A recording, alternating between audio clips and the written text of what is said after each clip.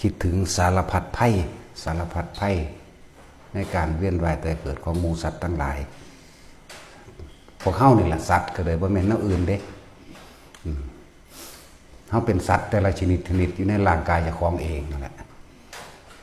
ผู้ใดสิปฏิเสธกินง่วเข้าไปจักโตกินควายเข้าไปจักโตกินเป็ดไปจักโตหมูหมากาไก่เนาะกินเข้าไปจักโตกินหวกไปจักโตกินกบเข้าไปจักโตแล้วคิดว่าเจ้าของดีกว่าเขาติมนุษย์เป็นสัตว์ประเสริฐบ่แม่นเด้ต้องฝึกตนเองซะก่อนจึงสิประเสริฐได้กินขัวแม่งกินนู่นไปจักโต กินกุ้งกินหอยกินปูกินปลาไปจักโตล้วนแล้วจะเกิดจากกรรมอกุศลกรรมที่เจ้าของเฮ็ดไว้เบิดนั่นแหละร่างกายทุกคนอยู่ในโลกนี่ล้วนแล้วแต่มีเลือดเนื้อของสัตว์ต่างๆสารพัดชนิดอยู่ในตัวเองแม่นบ่ล่ะนั่นแหละคำว่าสารพัดภัยที่พวกเฮาเวียนว่ายมาเกิดมาพบมาพออยู่นี่คือภัยอันเกิดจากสัตทันตรภัยเนี่ยคือสงครามผู้ใดทำกรรมอันใดไว้ณจุดใดสถานที่ใดสมรู้ร่วมคิดกรรมก็ไว้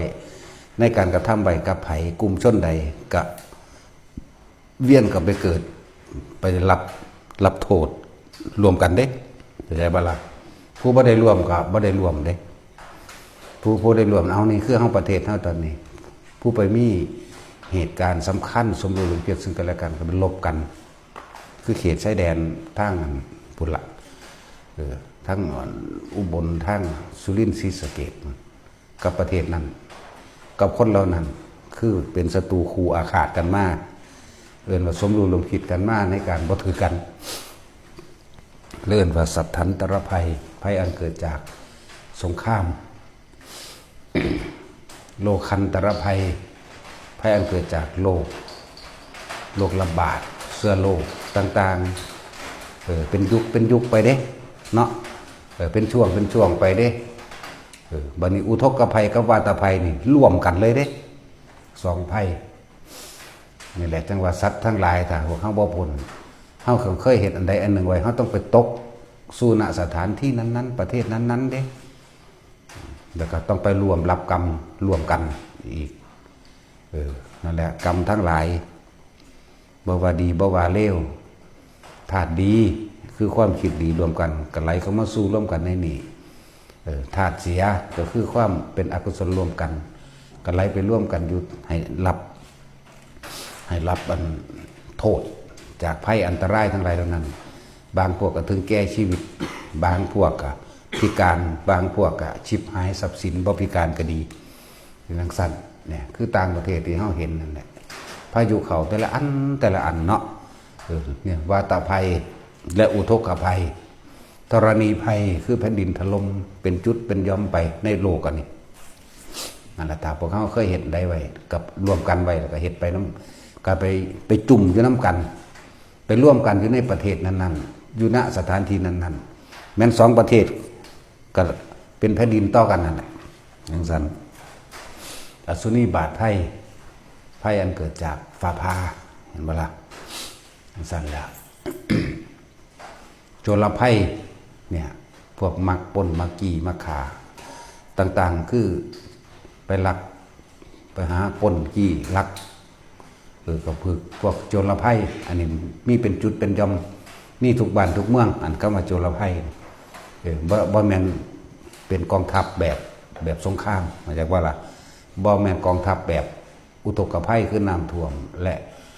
วาตภัยฝนกับน้ำเข้าพร้อมกันนี่คือเป็นกลุ่มใหญ่เห็นปะแต่ส่วนก็ว่าโจรภัยนี่แล้วแต่กรรมส่วนบุคคลอันที่มีต่อกันเนาะแล้วพวกเฮาก็ภัยใหญ่ๆภัยอันเกิดจากอมนุษย์บัดนี้มันหยังแน่อมนุษย์อย่าไปเข้าใจแต่ว่าเป็นพวกลุกขะแสดงภูมิเทวดาหรือพูดผีปีศาจต่างๆบ่จะเข้าใจแต่ว่าสิ่งทั้งหลายเหล่านั้นเด้สัตว์เดรัจฉานอันที่มีผิดหรือมีกำลังมาก ภัยอันเกิดจากเสือเนี่ยภัยอันเกิดจากสร้างนั่นแหละอมนุษย์ภัยจากบัดนี้ภัยอันเกิดจากสิ่งเหล่านี้ ภัยอันเกิดจากอมนุษย์จากบ่บางคนก็ถือเสือกัดตายบางคนก็สร้างเหยียบตายบางคนก็งูกัดตายเห็นบ่ล่ะเป็นบ่ตายกับพิกลพิการเสียทุกคนละภาพไปเป็นคนพิการเสียชีวิตก็มีเสียทรัพย์สินก็มีเป็นอย่างสั้นแล้วนั่นแหละที่เว้าเรื่องภัยต่างๆมานี่คือให้พวกเฮานั่นน่ะเกิดความสลดสังเวชหวาดกลัวให้พวกเฮาคิดถึงเวรกรรมที่เจ้าของเคยเฮ็ดมาคิดถึงต่างๆที่เคยเห็นมานั่นแหละให้พวกเฮาเบื่อหน่ายในการเกิดเบื่อหน่ายในความให้เห็นโทษของความโลภแต่ว่าล่ะ